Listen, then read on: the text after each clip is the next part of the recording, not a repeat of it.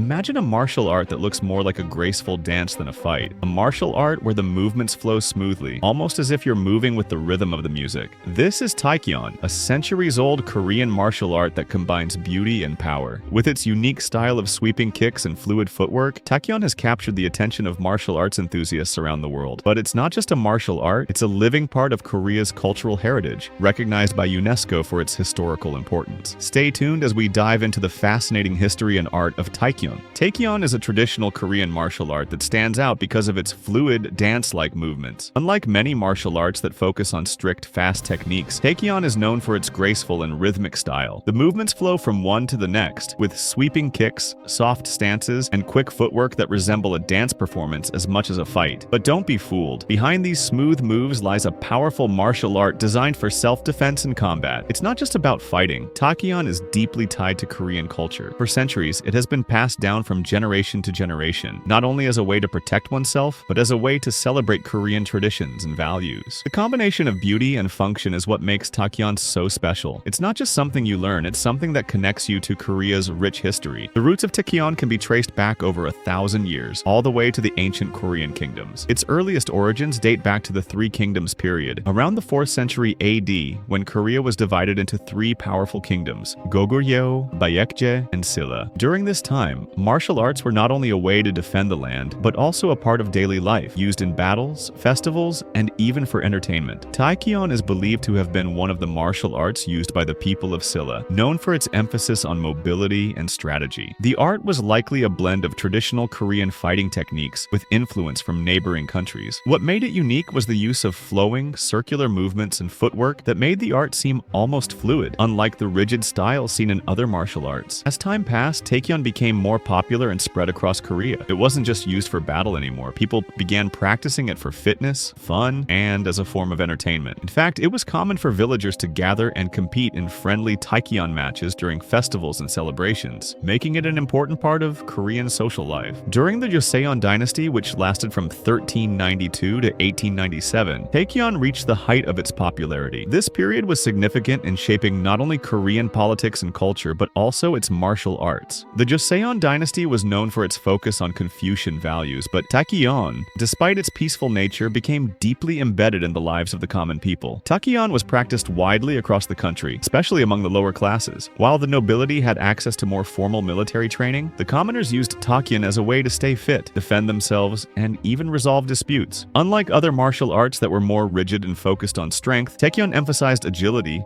timing, and coordination, making it accessible to people of all shapes and sizes. Despite its popularity during the Joseon dynasty, Taekkyeon faced a sharp decline in the 20th century. The reasons for this were both political and social. One of the main factors was the Japanese occupation of Korea from 1910 to 1945. During this time, the Japanese colonial government tried to suppress Korean culture, including its traditional martial arts. Many Korean customs were banned or discouraged, and Taekkyeon was no exception. As a result, Taekkyeon was nearly forgotten, and few practitioners remained. Those who still practiced it did so in secret, passing down their knowledge quietly from teacher to student, often in small, private groups. The art was at risk of being lost forever, but there were always a few dedicated masters who fought to preserve it. After Korea gained independence in 1945, the country went through a period of rebuilding and cultural revival. As part of this effort, there was a renewed interest in preserving traditional Korean arts, including Taekkyeon. In the 1950s and 1960s, efforts were made to revive the martial art, with teachers passing down their knowledge to the next generation. One of the most significant moments for Taekkyeon came in 2011, when it was officially recognized by UNESCO as an intangible cultural heritage of humanity. This recognition helped bring international attention to the art, ensuring its preservation for future generations and cementing its place in Korean cultural history. Today, Taekkyeon is practiced both in Korea and around the world, not just as a martial art, but as a symbol of resilience and cultural pride. Don't forget to like, comment, and subscribe for more content about martial arts and cultural history.